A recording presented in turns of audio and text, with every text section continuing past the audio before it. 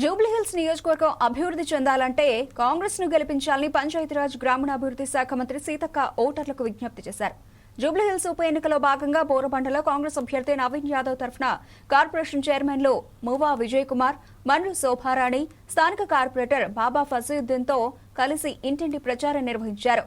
గత ప్రభుత్వం జూబ్లీహిల్స్ నియోజకవర్గాన్ని విస్మరించిందని, సమస్యలతో నిండిపోయిందని తెలిపారు. కాంగ్రెస్ అభ్యర్థి నవీన్ యాదవ్ కు ఒక అవకాశం ఇవ్వాలని ఓటర్లను అభ్యర్థించారు.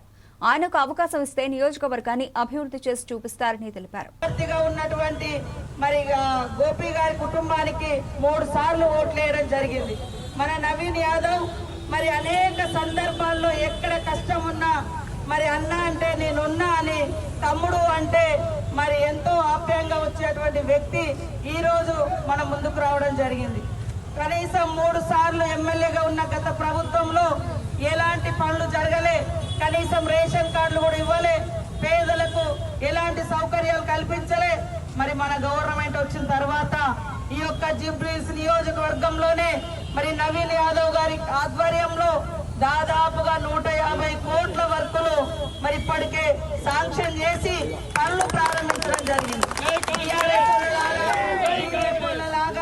మరి ఓటేస్తే మేము ఈ పని చేస్తాం, మళ్ళీ గెలిచినాక ఈ పని చేస్తాం, మళ్ళీ గెలిస్తే ఈ పని చేస్తామని కాంగ్రెస్ చెప్పదు.